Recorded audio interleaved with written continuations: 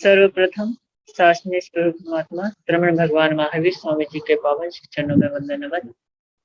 आचार्य सम्राट ध्यान योगी डॉक्टर पूज्य श्री शिव मुनि जी महाराज साहब, आगम ज्ञाता आगम पुरुष परम श्रद्धेय उपाध्याय भगवान श्री जितेंद्र मुनि जी महाराज साहब, आगम ऑनलाइन कक्षा के प्रणेता पूज्य उपाध्याय पर्वत श्री रविंद्र मुनि जी महाराज साहब एवं रत्नाधिक साधु साधु वृंद के चरणों में मेरा कोटि कोटि वंदन नमन।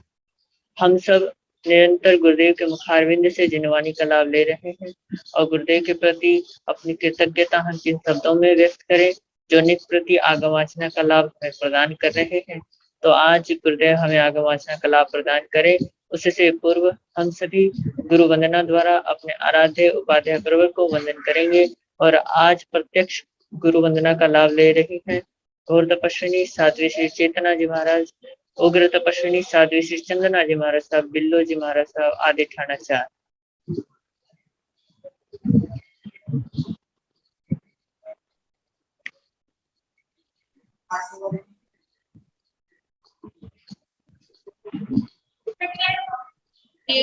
तो आयाविनं पयाविनं करेमि वन्दामि नमस्कामि सकारिमि सम्मानिमि कल्याणं मंगलं देव्यं श्रेयं भजवामि वन्दामि तो आयाविनं पयाविनं करेमि वन्दामि नमस्कामि सकारिमि सम्मानिमि कल्याणं मंगलम देव्यं श्रेयं भजवामि वन्दामि तो आयाविनं पयाविनं करेमि वन्दामि नमस्कामि सकारिमि सम्मानिमि कल्याणं मंगलम देव्यं श्रेयं भजवामि।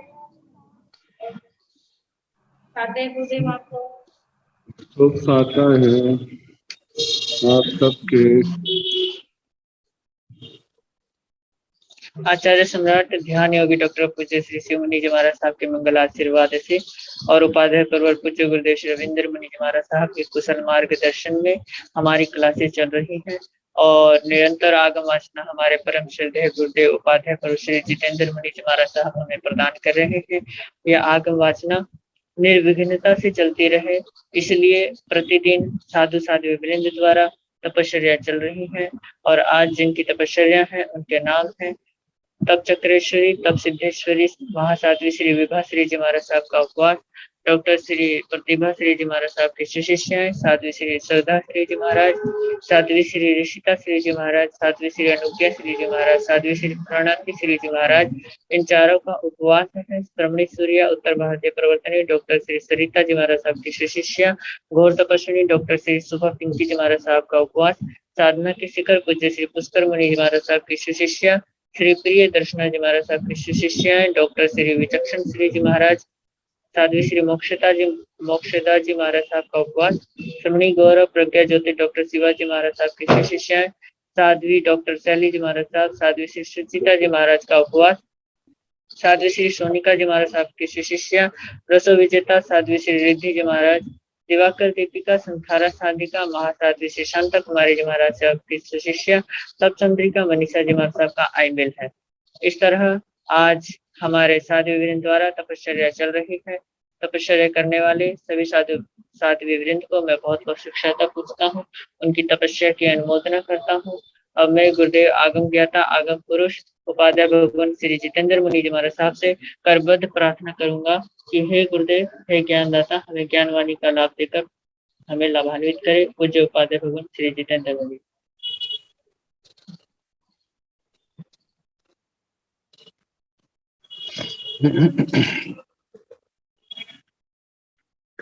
नमो अरिहंताण नमो सिद्धाण नमो आयर्याण नमो ओवधयाण नमो लोय सवसाहुण पंच नमोकारो सब पावपणासनो मंगलानंद सम्मेति परमं हवै मंगलम्।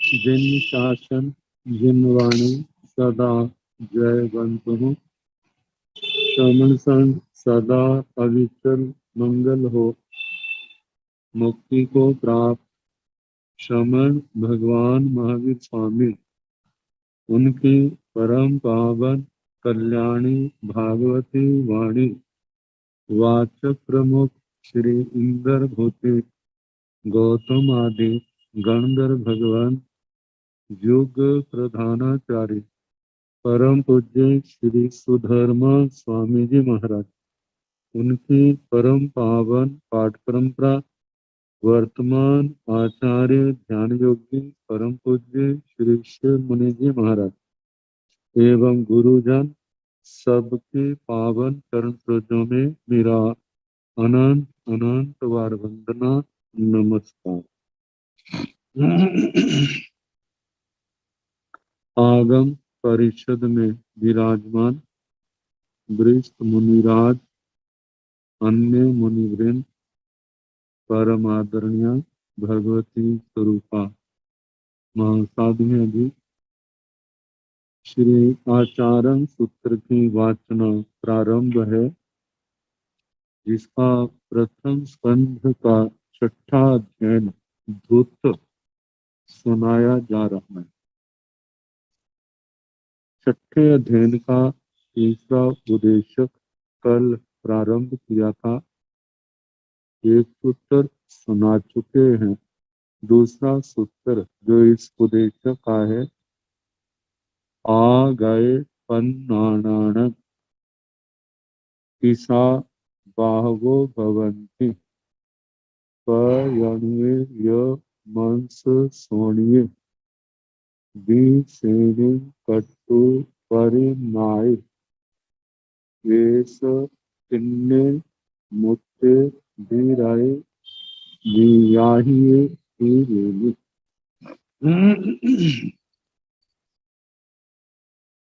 कहा है आ गए पन्नाणान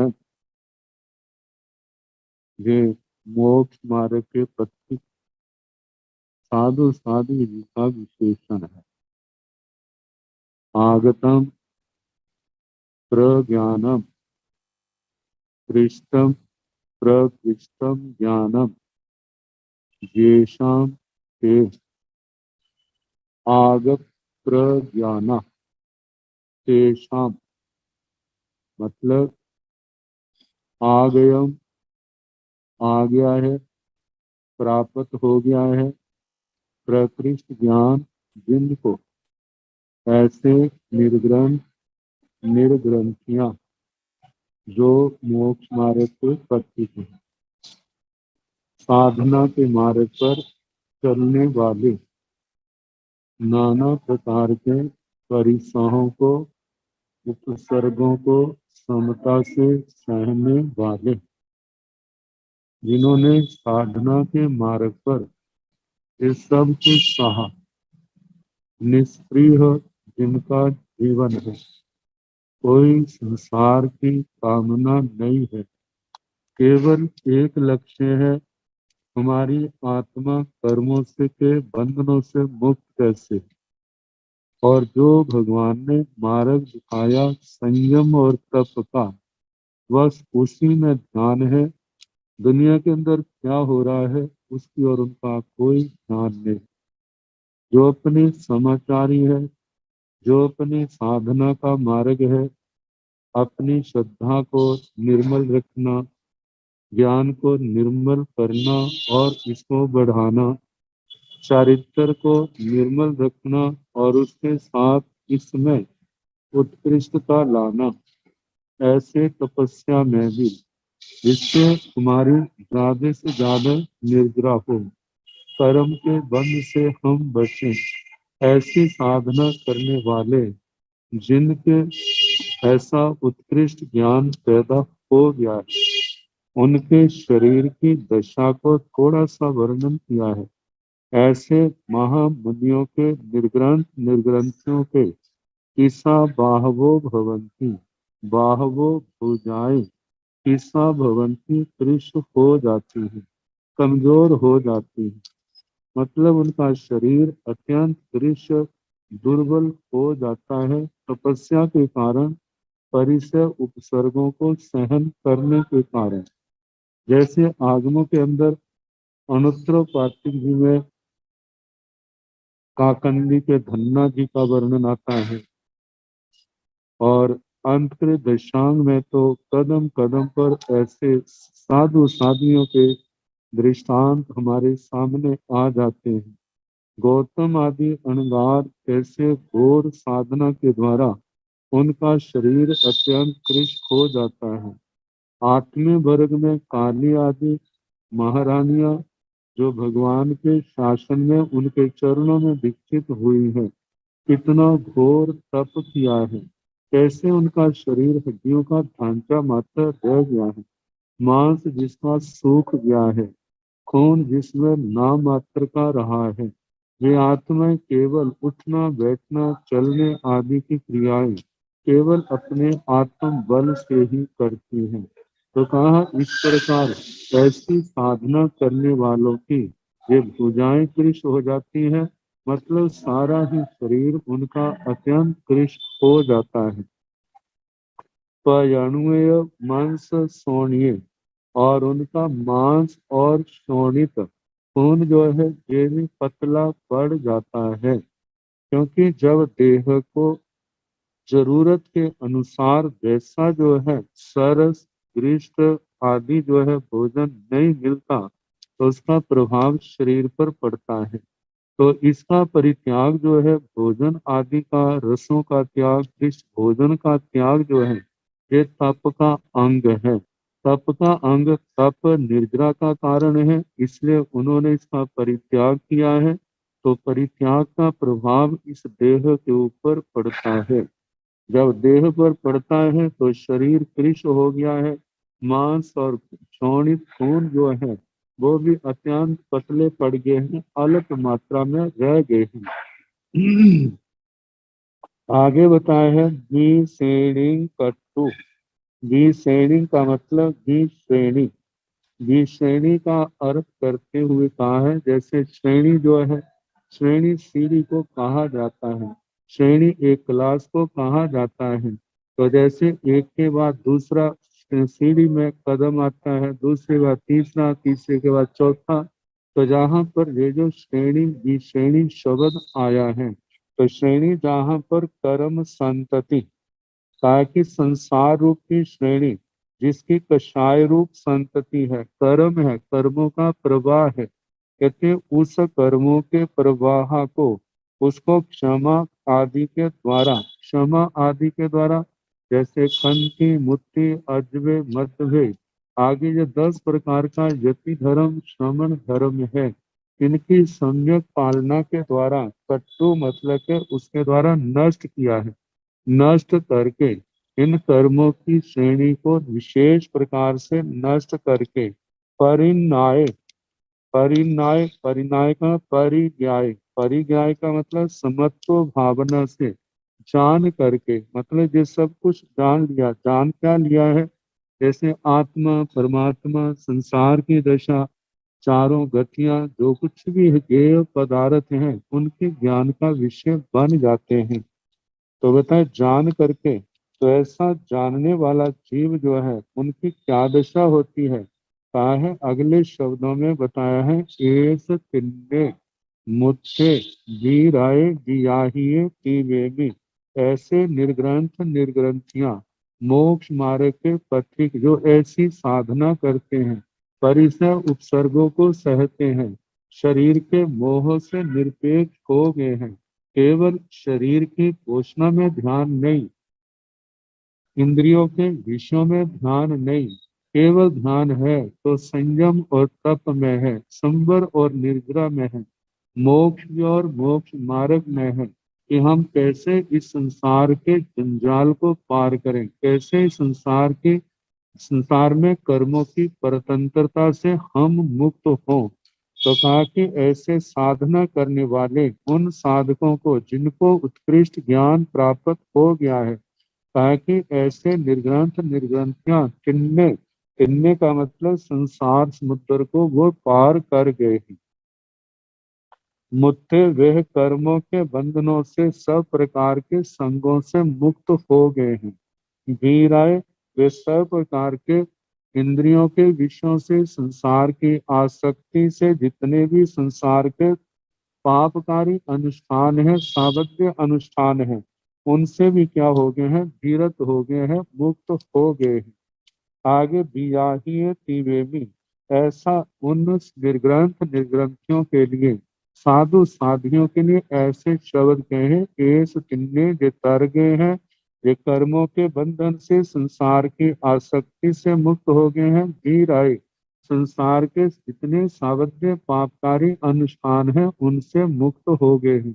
तिवेमी, इस प्रकार मैं कहता हूँ। आचार्य श्री सुधर्मा स्वामी जी फरमाते हैं कि मैंने निर्ग्रंथ निर्ग्रंथियों के संबंध में जो जो सुना भगवान से, वे मैंने आपको सुनाया, अपनी ओर से कुछ भी नहीं।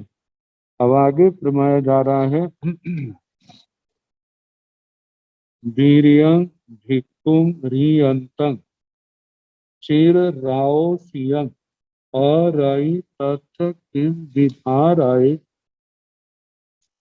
संधे माणे समुत्थिये जहाँ से दीवे असंदीवे एवं से धम्मे आर्य प्रदेशीय ते अनवकंक माण पाणे अनय वाय माण जय्या मेहावीणो पंडिया एवं तेसिंह भगवो अनुठाणे जहाँ से दिया पोए एवं ते शिष्या दियाय राउय अणुबेण बाह्य तिवेमि।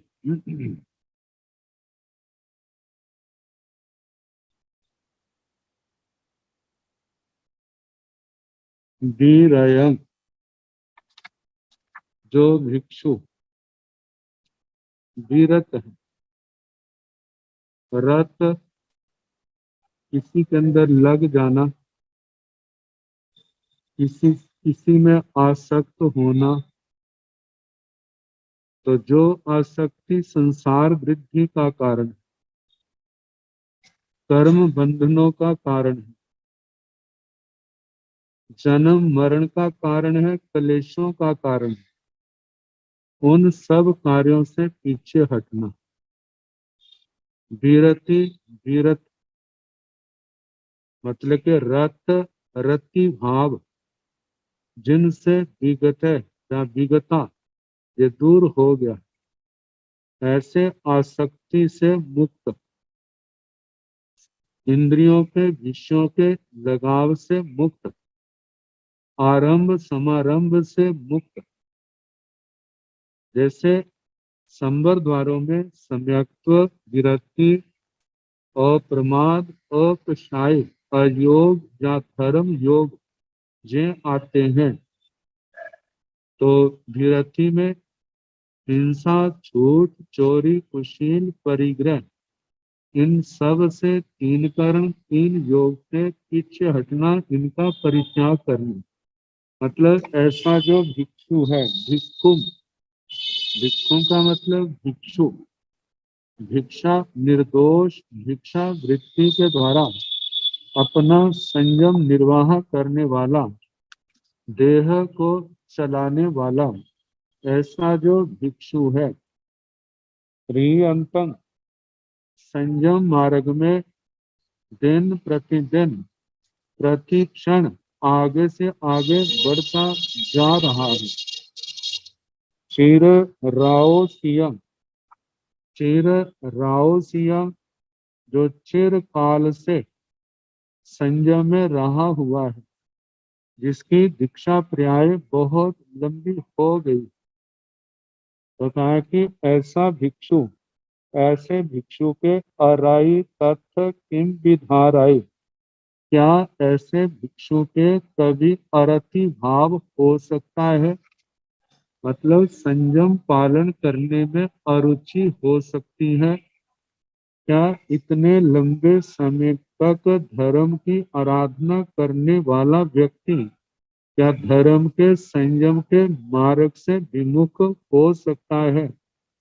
तो इसके दोनों प्रकार के उत्तर हैं, नहीं भी और हो भी सकता है। कहा कि नहीं भी, जिनकी आत्मा के अंदर ऐसे प्रगाढ़ कर्म नहीं है, जो अभी तक शांत बैठे थे, जैसे अनंतानुबंधी के कषाय और प्रत्याख्यानी के कषाय, प्रत्याख्याना वर्ण के कषाय, जे उदय में नहीं थे, अंदर सत्ता में बैठे हुए। कहा कि जिनके ऐसे कषाय नहीं है और हाथ से रति अरति आदि की उग्र प्रकृतियां नहीं है, जो आत्मा को संयम के मार्ग से विमुख कर दें, और मानो ऐसी है तो आत्मा के अंदर ऐसा आत्म बल है कि वह उनके ऊपर विजय पाने में सक्षम है, और उस आत्मा ने प्रमाद को छोड़ा हुआ है। तो ऐसी आत्माओं के ऐसे कर्म उदय में आए तो आत्म बल के धनी होने के कारण वह उन कर्मों के ऊपर विजय पा लेते हैं, उन कर्मों की महानिर्जरा कर देते हैं, शांति के साथ, धैर्य के साथ, क्षमा भावना के साथ, अपने विवेक के द्वारा। लेकिन जिनका इतना क्षोभक्षम नहीं बना, जिनके ऐसे उग्र कर्म उदय में आगे भयानक कर्म, आत्म बल उनके आगे कमजोर पड़ गया, तो ऐसे मुनि जो हैं, ऐसी आत्माएं लंबे समय तक संयम पालन करने के बाद भी वे संयम से विमुख हो सकते हैं। जैसे ज्ञाता धर्म कथा सूत्र के 19वें अध्ययन में कंडरीक मुनि का वर्णन आता है। ये तो एक दृष्टांत है। ऐसे अतीत में, क्योंकि सफल होने वालों की भी गणना देखें तो अनंत अनंत है, और गिरने वालों की संख्या भी जो है वो भी कम नहीं होगी, क्योंकि नंदी सूत्र के अंदर अंत में कहा था, इस द्वादशांगी वाणी की आराधना करके अनंत जीव जो हैं इस संसार सागर को पार कर गए हैं। कितने जीव वर्तमान में इस संसार को तर रहे हैं, और आने वाले भविष्य काल में अनंत जीव ऐसे होंगे जो इस संसार सागर को पार करेंगे। लेकिन इसी जिन वाणी, द्वादशांगी वाणी की विराधना करके अनंत जीव संसार में भटके हैं।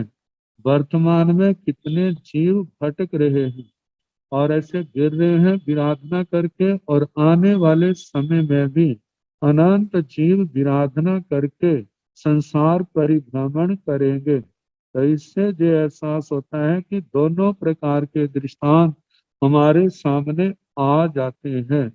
तो कहा कि ऐसा हो भी सकता है और नहीं भी, मतलब उस मुनि के अरति भाव हो भी सकता है, नहीं भी, लेकिन अरति भाव पैदा हुआ है तो मुनि को, निर्ग्रंथ निर्ग्रंथी को पराजय का एकदम स्वीकार की बात नहीं करनी, उसको उनसे संघर्ष करना है। इस संघर्ष करते रहेंगे तो सफलता की संभावनाएं पूर्ण है।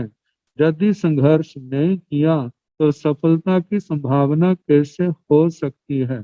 तो कहा जाता है जब ऐसे कर्म उदय में आते हैं तो शब्द आया है संदेह माने, आत्मा उस अरति भाव के कारण से संयम में, तप में अरुचि भाव पैदा होता है।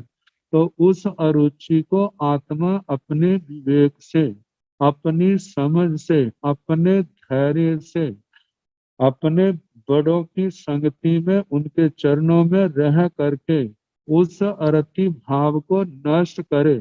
जिस अरति भाव ने मन को, आत्मा को संयम से विमुख करने का प्रयास कर रही है, उस ओर से आत्मा को हटा करके संयम से, तप से आत्मा अपने आप को जोड़े, मोक्ष मार्ग से अपने आप को जोड़ा रखे, मोक्ष मार्ग से अपनी आत्मा को विमुख न होने दे। तो कहा है कि इस प्रकार उत्तरोत्तर संयम स्थान में जो आत्मा को जोड़ रहा है, समुत्थित सम्यक प्रकार से, समुत्थित समुत्थित, उत्थित कहते हैं उठे हुए को, समुत्थित समुत्थित जो सम्यक प्रकार से उत्थित उठा हुआ है, कहाँ पर? इस मोक्ष मार्ग में, इस संयम और तप में चलने वाला, उसका जो उठना है, उसका जो चलना है सम्यक है, क्योंकि वह संवर और निद्रा का कारण है। वह कर्म बंधनों को तोड़ने वाला, हल्का करने वाला है। तो ऐसा अपने मोक्ष मार्ग से, संयम से, तप से अपने आप को जोड़ने वाला, जो इस मोक्ष मार्ग में सम्यक प्रकार से उठा हुआ है, ताकि ऐसा जीव कैसा बन जाता है? ऐसा जीव दूसरे जीवों के लिए द्वीप के समान है। वो स्वयं भी तरता है और औरों के भी तरने में निमित्त सहयोगी बनता है। तो जहाँ पर दृष्टांत दिया है, जहाँ से दीवे असंदीने एवं से धम्मे आर्य पदेशी, जहाँ जैसे से दीवे असंदीने, से दीवे वह द्वीप, कैसा द्वीप? जो असंदीन है। असंदीन का मतलब जहाँ पर पानी का प्रवाह नहीं आता, पानी का बहाव नहीं आता। जहाँ पर जीवों को जब पानी का बहाव आ जाए, वहां पर दीनता का भाव दिखाना नहीं पड़ता, क्योंकि वहां पर पानी की बाढ़, पानी का प्रवाह आता ही नहीं है। इसलिए उस द्वीप के जीव जो हैं वो सुरक्षित हैं। कभी उनको दीनता का सहारा, दीनता दिखानी नहीं पड़ती। मतलब अदीन असंदीन, दीनता के अभाव में उस द्वीप को और उस द्वीप के वासियों को असंदीन कहा है।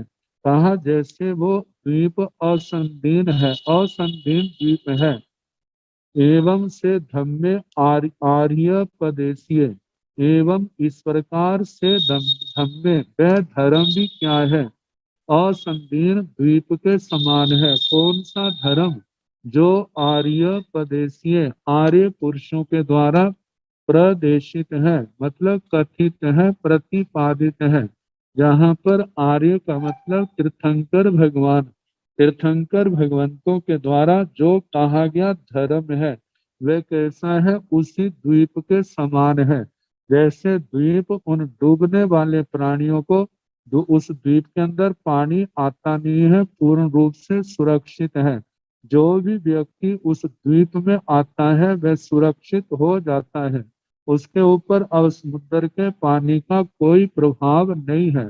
इसी प्रकार इस धर्म रूपी द्वीप में, जो धर्म तीर्थंकर भगवंतों के द्वारा, अरिहंत भगवंतों के द्वारा प्रतिपादित है, कहा गया है, ऐसे धर्म की शरण में जो भी संसारी जीव आ जाता है, तो कहा कि जब ये धर्म उस आत्मा के अंदर अवतरित होता है, तो ऐसे धर्म को अपने में रखने वाला जो है, स्थायी रखने वाला, वह संसार समुद्र में डूबता नहीं है, वह सुरक्षित रहता है। अब ये जीव के ऊपर निर्भर है कितना वो उस द्वीप में रहता है।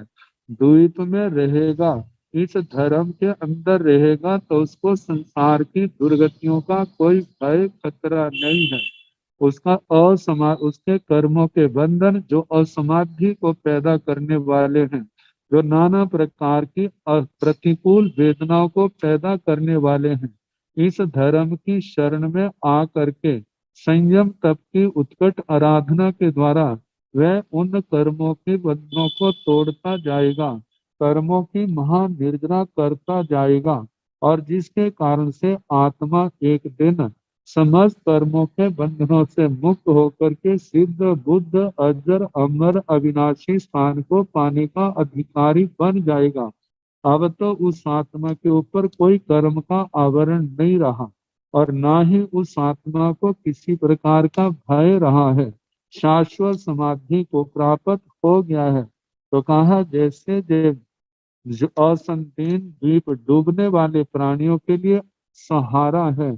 इसी प्रकार ऐसे मोक्ष मार्ग के पथिक जो हैं संसारी जीवों का आलंबन बन जाते हैं। संसारी जीव उनका आश्रय लेकर के वे भी ज्ञान दर्शन चारित्र तप की आराधना करके इस संसार सागर को पार कर जाते हैं। तो आगे कहा है ते अणवकंख माणा पाणे अणाई वाय माणा जैया विहावीणो पंडिया। ते अणवकंख माणा ते वे धर्म का पालन करने वाले जो साधु साधुनियां हैं। अणवकंख माणा जो भोगों को न भोगों की चाहना नहीं करने वाले। अणवकंख माना, अवकंख माना का मतलब चाहने वाले, भोगों को चाहने वाले अवकंख माना। लेकिन जहाँ शब्द आया है अनवकंख माना, जिनको भोगों की कोई चाहना नहीं है, संसार के सुखों की कोई कामना नहीं है, ऐसे जो साधु साधवियां हैं। पाणे अणाई वाय माना, पाणे प्राण, प्राण का मतलब जितने भी संसारी जीव हैं किसी का भी अतिपात नहीं करते, मतलब प्राणातिपात से सर्वथा विरत हैं। जिन्होंने तीन कर्ण तीन योग से प्राणातिपात का त्याग कर दिया है। लेकिन केवल एक जहाँ पर प्राणातिपात के त्याग की बात कही, लेकिन उपलक्षण से जितने भी पाप हैं उन सब का उन्होंने परित्याग कर दिया है।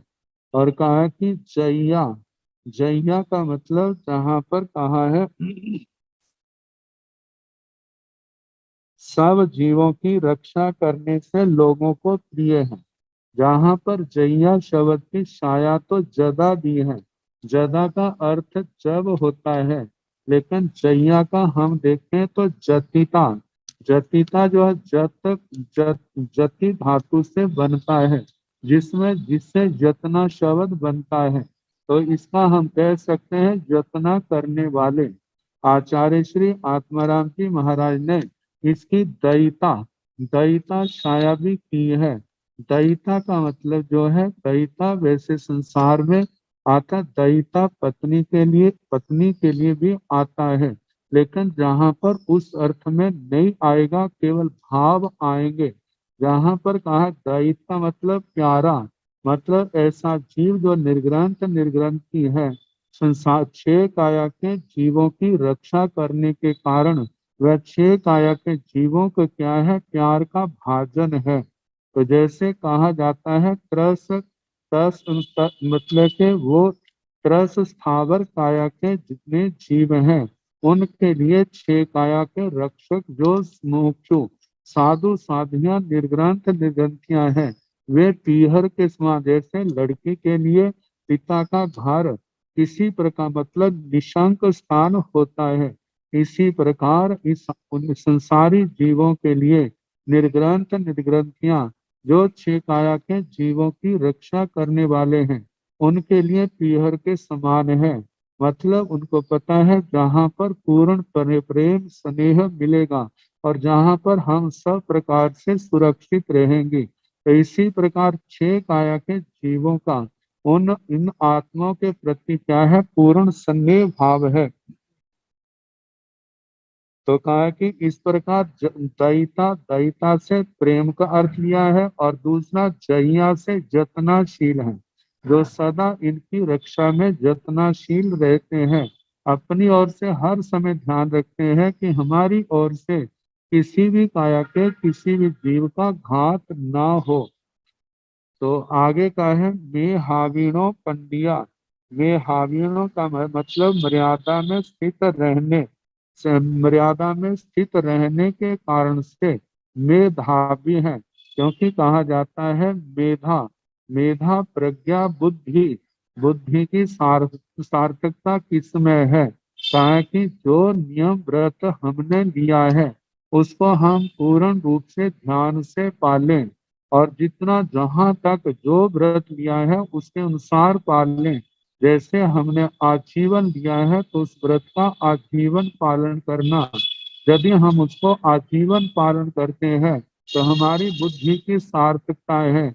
हमने बुद्धि के द्वारा ऐसा रास्ता चुना कि इस प्रकार चले कि जिसके कारण से हमारे ज्ञान दर्शन चारित्र तप की कहीं पर भी विराधना नहीं हुई। नहीं होने के कारण से ऐसी आत्मा को मेधावी इस शब्द से संबोधित किया है, कहा है। आगे कहा है पंडिया।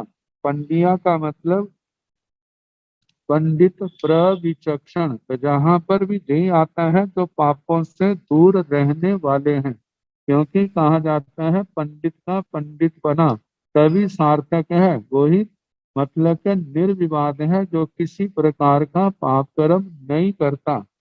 और वैसे पंडित शब्द की जो व्युत्पत्ति की जाती है, पंडा बुद्धि जैसे पंडित है, मतलब सत्य और असत्य का निर्णय करने में जिनकी बुद्धि सक्षम है, समर्थ है, ऐसी आत्मा को पंडित कहा जाता है। तो कहा जाता है निर्ग्रंथ निर्ग्रंथी, जिन्होंने आगमों के माध्यम से गुरुओं के चरणों में छह काया के जीवों के स्वरूप को जान लिया है, 18 पापों के स्वरूप को जान लिया है। ये ज्ञ प्रज्ञा से जाना और प्रत्याख्यान प्रज्ञा से उनका परित्याग किया। परित्याग करने के कारण से उनको वास्तव में पंडित कहा है। क्योंकि जब शब्दों की व्याख्या आती है तो संसार में तीन ही प्रकार के तो जीव कहे। तीन प्रकार के जीव, बाल पंडित और बाल पंडित। बाल से अर्थ लिया है अविरत, और पंडित से लिया है जिसने 18 पापों का त्याग कर दिया है। बाल पंडित से लिया है जो आंशिक रूप से पाप के त्यागी हैं और आंशिक रूप से धर्म की आराधना करने वाले हैं। और ऐसे ही वीर्य शब्द के संबंध में भी तीन भेद किए, बाल वीर्य, पंडित वीर्य, बाल पंडित वीर्य, जिनकी शक्ति 18 पापों के सेवन में जा रही है, तप त्याग संयम में नहीं। ऐसे व्यक्तियों के बल पर बल जो है वो बाल वीर्य है, और जिनका जिनका आत्मबल, जिनकी शक्ति 18 पापों के परित्याग करने में है, ऐसे जीवों का जो पराक्रम है उसको पंडित वीर्य कहा है। और जिनके जीवन में शक्ति धर्म के पालन में भी जाती है लेकिन पाप में भी जाती है, तो ऐसे पांचवें गुण स्थान वर्ती जो जीव हैं उनके लिए कहा है कि वह बाल पंडित पराक्रम के मालिक है। उनका जो वीर्य है बाल पंडित है।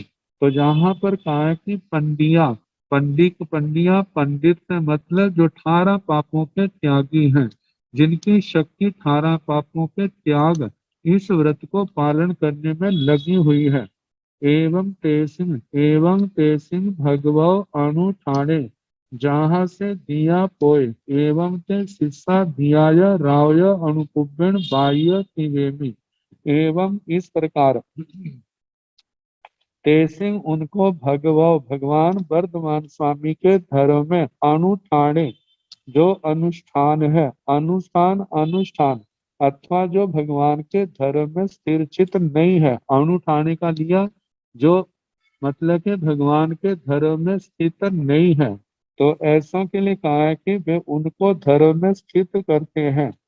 मतलब कि ऐसे अणगार जो संसार के जीव धर्म के मार्ग में स्थिर नहीं, उनके संपर्क में आते हैं।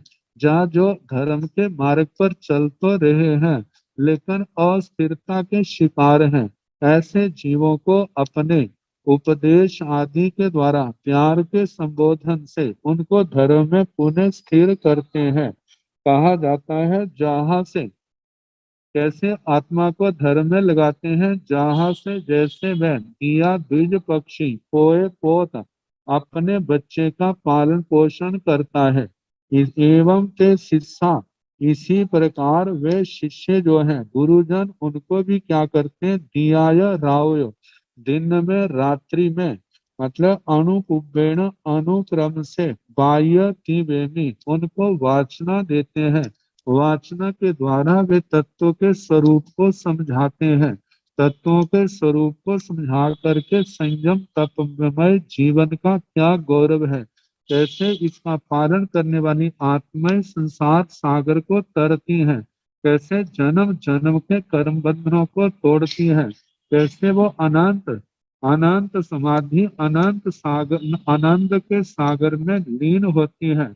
और जो इस धर्म को ठुकरा देते हैं, इस धर्म की विराधना करते हैं, कैसे संसार में दुर्गतियों में उनको जन्म मरण के चक्कर में पिसना पड़ता है, ये सब समझा करके उनको धर्म के अंदर स्थिर करते हैं। कि वे में आचार्य श्री सुधर्मा स्वामी जी महाराज फरमाते हैं कि इस छठे अध्ययन, जो प्रथम स्कंद का छठा अध्ययन जो धूत है, और उसका तीसरा उद्देश्य, इसका जो अर्थ मैंने भगवान से सुना वह मैंने आपको सुनाया। अब इसके आगे चौथा उद्देश्य है। कहते हैं तीसरे उद्देश्य में उपकरणों में कमी करने का उपदेश दिया।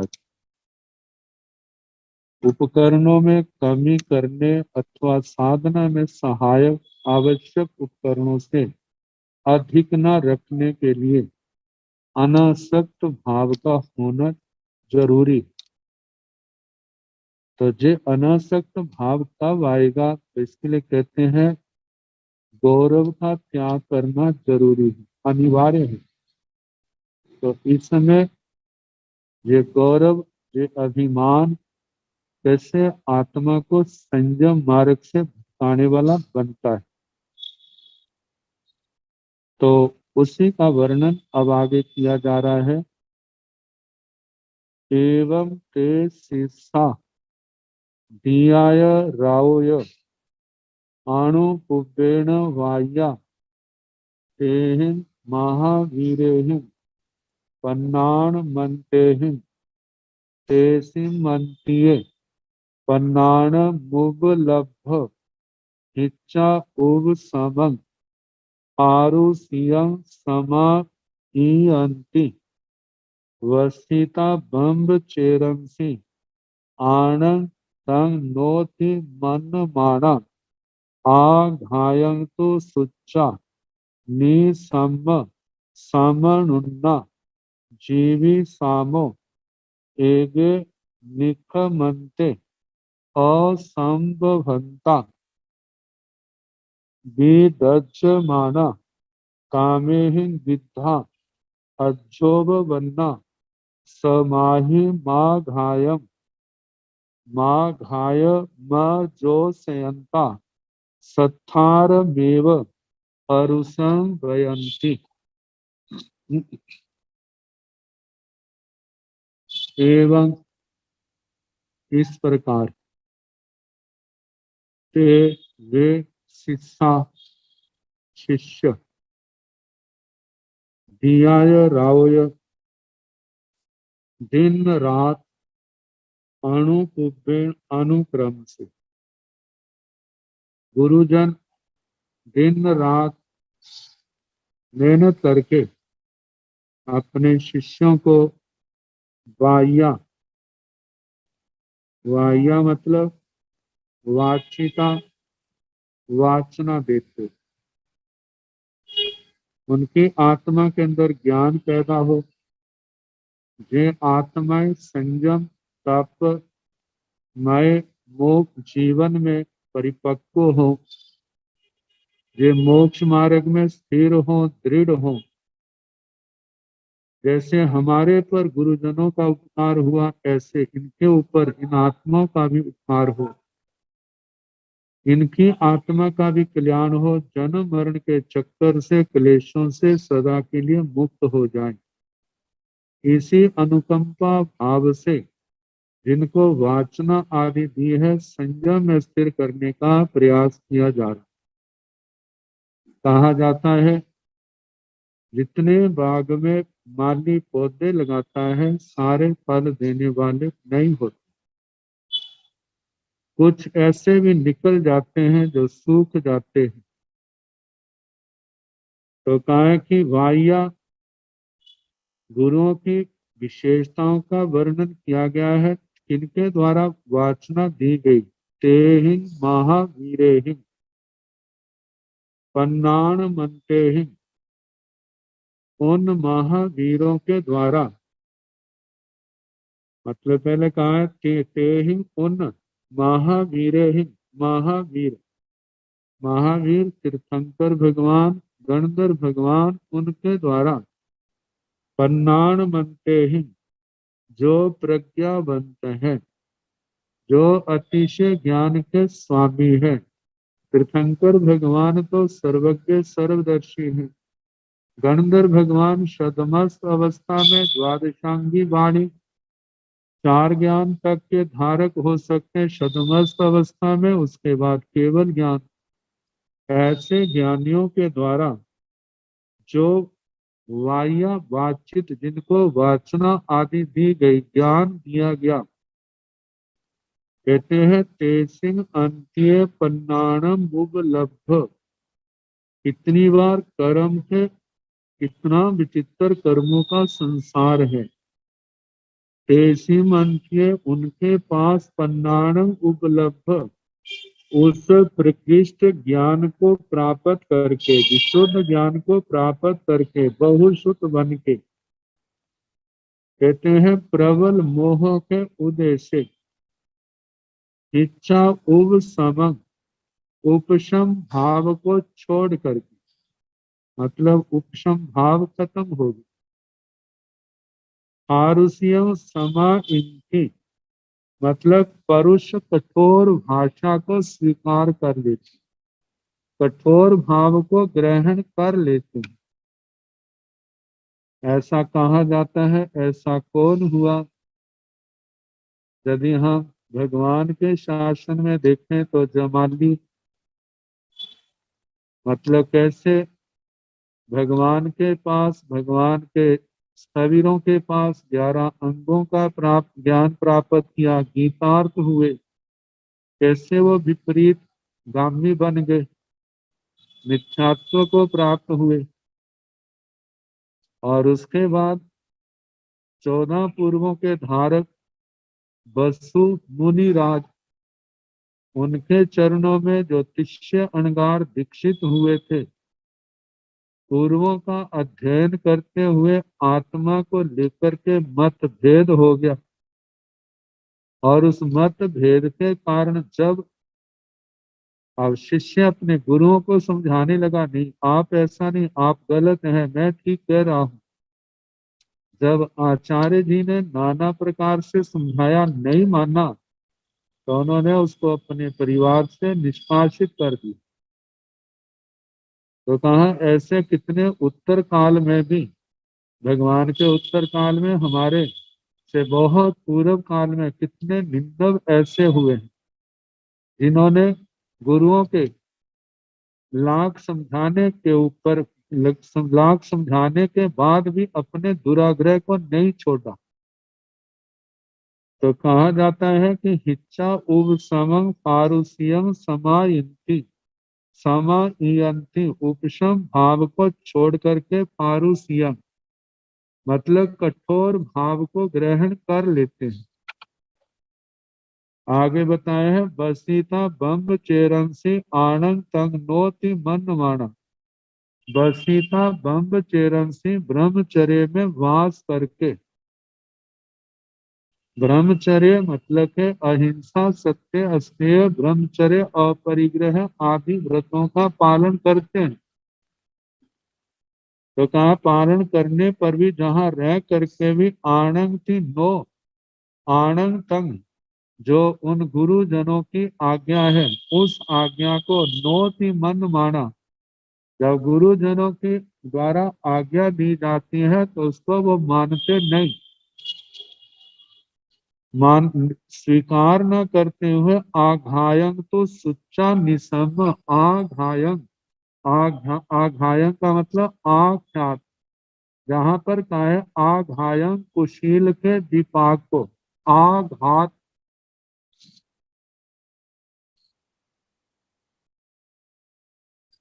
वैसे आख्यातम जो गुरुजनों ने कर्मों का दुष्परिणाम बताया, कैसे कैसे मिथ्यात्व को प्राप्त होने के बाद आत्मा की दुर्गति होती है, इस सब को सुच्चा सुन करके, निसाम्य हृदय में धारण करके, समनुन्ना जीवी सामो एगे निखमंते, समनुन्ना समनुन्ना श्लोक में प्रमाणित हो करके, मतलब जैसा समाचारी के अंदर भगवान का उपदेश है उसके अनुसार हम पालन करेंगे। जीवी सामो अपना संयम पूर्वक जीवन व्यतीत करेंगे, ताकि इस आशा से, तो जहां पर समनुन्ना जीवी सामो एगे निखमंते असंभवंता विदज्ज माना, मतलब गुरुओं के द्वारा लाख समझाने पर भी जब वो सम्यक मार्ग पर नहीं चलते तो कितनी बार ऐसा होता है। अब सोचते हैं जिस समय गण को भी छोड़ दिया, देश को भी छोड़ दिया, अब हम संसार में एक प्रतिष्ठित जीवन कैसे व्यतीत कर सकते हैं। तो कहा जाता है उस जीवन को समृद्ध बनाने के लिए, सुखी बनाने के लिए वे नाना प्रकार की संसार की कलाएं सीखते हैं। कोई ज्योतिष सीखता है, कोई जंतर मंत्र तंत्र सीखता है, कोई धनुर्वेद सीखता है, कोई कुछ सीखता है, ताकि हमारा जीवन अब के, मतलब हम स्वाधीन रह करके अपना जीवन चलाएं। तो इस प्रकार हम जिएंगे एगे निखमंते, इस प्रकार वो संयम पर्याय से निकलते हुए दीक्षा लेकर के फिर मोह के उदय से असंभवंता, तीन प्रकार के गौरव, रिद्धि गौरव, रस गौरव, साता गौरव, कहते उनके अधीन होकर के वो मोक्ष मार्ग का अनुसरण नहीं करते। नहीं करने के कारण से विदज्ज माना जलते हुए, किसके द्वारा? कषाय, क्रोध, मान, माया, लोभ, इस आग से जो जल रहे। कामे ही गिद्धा, जो काम भोगों में गृद्ध है, आसक्ति का त्याग नहीं कर सके, मानो पहले त्याग किया भी था तो पुनः उसने उनके हृदय में अपना स्थान बना लिया, और वो आसक्ति जो है उनको वहां पर संयम में, इस समाधि मार्ग में टिकने नहीं दे रही। तो कहा इस प्रकार काम भोगों में गृद्ध है, अच्छुभ बनना। और हाँ, अध्युपन उसे कहा जाता है जिसका ध्यान हर समय जिसकी ओर लगा रहता है, उसको अध्युपन कहा जाता है। कहा जाता है मोक्ष मार्ग में जो ध्यान ऐसा हो, हर समय संयम में, तप में, भगवान में, गुरुओं के उनके उपदेशों में लगा रहे, तब तो ये ध्यान संसार से करने का कारण बनता है। लेकिन जब ऐसा न हो करके उसका ध्यान काम भोगों की ओर है, तो यही ध्यान जो है एकाग्रता उनके डूबने का कारण, संसार परिभ्रमण का कारण, कर्म बंधन का कारण बनती है। तो कहा कि समाहिम आघायम अजोस्यंता, जो भगवान ने समाधि का मार्ग कहा है उसका सेवन नहीं करने वाले, सत्थारम एवं परुषं बयंती, अपने प्रशास्ता को ही कठोर शब्दों का प्रयोग करते हैं, उन्हीं के प्रति उनकी निंदा गणना करने लग जाते हैं।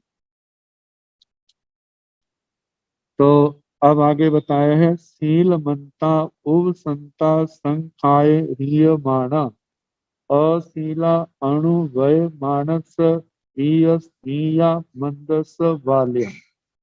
शीलमंता जो आचार से संपन्न है, ताकि जो संयम मार्ग से विमुख हुए हैं, मिथ्यात्व भाव को प्राप्त हो गए, ताकि जो संग में शीलमंता शीलवान है, आचार संपन्न है, उब संता जिनके विकार भी शांत हैं, कषाय भी शांत है, संखाय ज्ञान पूर्वक रिय माना, इस मोक्ष मार्ग में, संयम मार्ग में चलने वाले, ऐसे मुमुक्षु आत्मा को, निर्ग्रंथ निर्ग्रंथियों को वो भ्रष्ट जो साधु साधुनियां हुए हैं, तो कैसे जो अशीला अशील है, मतलब जिनका शील ठीक नहीं है, अणु वय मानस, वह उन्हें पार्श्वस्थादी, मतलब कि जो स्वयं संयम से गिरे हैं, वे जो संयम में स्थिर हैं, उनको उनके लिए कहते हैं जो संयम में नहीं है। जो मोक्ष मार्ग से विमुख हैं उनके ऊपर अनेक प्रकार के झूठे दोषारोपण लगाते हैं। तो कहा बिया मंदस बाल्या, उन भ्रष्ट लोगों की जो दूसरी बालता बालपना मूर्खता है कि स्वयं मोह की दलदल में फंसे हैं, संसार में फंसे हैं। एक तो जे कर्म बांध रहे हैं, लेकिन जो मोक्ष मार्ग पर चल रहे हैं, कर्मों के बंधनों को काट रहे हैं, विशुद्ध संयम तप की आराधना कर रहे हैं, उनकी क्या कर रहे हैं? निंदा कर रहे हैं। निंदा करने का मतलब अपने अपने मिथ्यात्व को प्रगाढ़ कर रहे हैं, दुर्लभ बुद्धिपने के बीज बांध रहे हैं, जिसके कारण आने वाले समय में ऐसे जीवों को बुद्धि का लाभ नहीं होगा, धर्म लाभ तो बहुत दूर की बात है, सम्यक तो भी प्राप्त नहीं होगी। तो कहा ये सारा मोह का ही परिणाम है कि जहाँ जिनसे इतना कुछ प्राप्त किया, आने वाले समय में पाप के मोह के उदय से उन्हीं के प्रति द्वेष भाव को प्राप्त हो जाते हैं। अब इसके आगे कितने साधक, कितने जीव जो हैं, कई जीव ऐसे होते हैं पूर्ण रूप से मिथ्यात्व भाव को प्राप्त हो जाते हैं। कितने जीव ऐसे होते हैं साधु जीवन से तो गिरते हैं, लेकिन अपने सम्यक्त्व को सुरक्षित रखते हैं और श्रावक वृत्ति में रहते हैं। और कितने जीव जो है श्रावक वृत्ति भी उनकी सुरक्षित नहीं रहती, लेकिन सम्यक दृष्टिपना उनका सुरक्षित है। सोचते जी हमारे पाप का उदय है कि हम संयम पालन नहीं कर सके, हमारे जीवन में मतलब कोई अणुव्रत भी नहीं, लेकिन महाव्रतों का पालन करने वाले, अणुव्रतों का पालन करने वाले जीव जो है हमारे से लाखों लाखों गुना अच्छे हैं। तो कहा कई ऐसे जीव भी होते हैं लेकिन स्वयं अविरति है, लेकिन विरतियों की अनुमोदना करते हैं। लेकिन कई किसी का पाप कर्म का ऐसा उदय के उनसे चारित्र तो जाता है, देश विरति भी जाती है, सम्यक दृष्टिपना भी चला जाता है। ऐसे जो है धर्म के विद्रोही होकर, संघ के विद्रोही होकर के अपने आप को ही संसार की दलदल में फंसाते हैं। तो ऐसे जो है कैसे कैसे होते हैं, इनके संबंध में फिर जैसे समय होगा सुनाने का प्रयास किया जाएगा।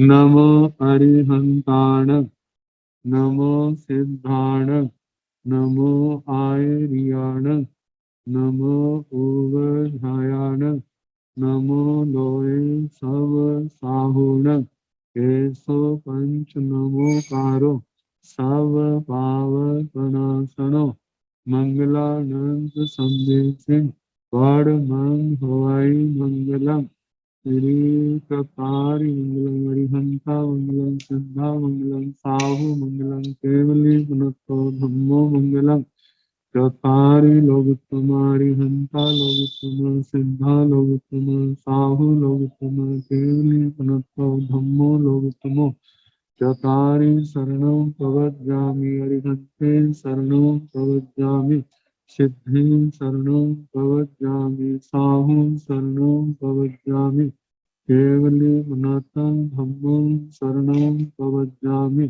चार शरण सुख करने, दुख करने, मंगल करने और शरणा नहीं कोय, जो भव प्राणी आश्रय अक्षय अमृत।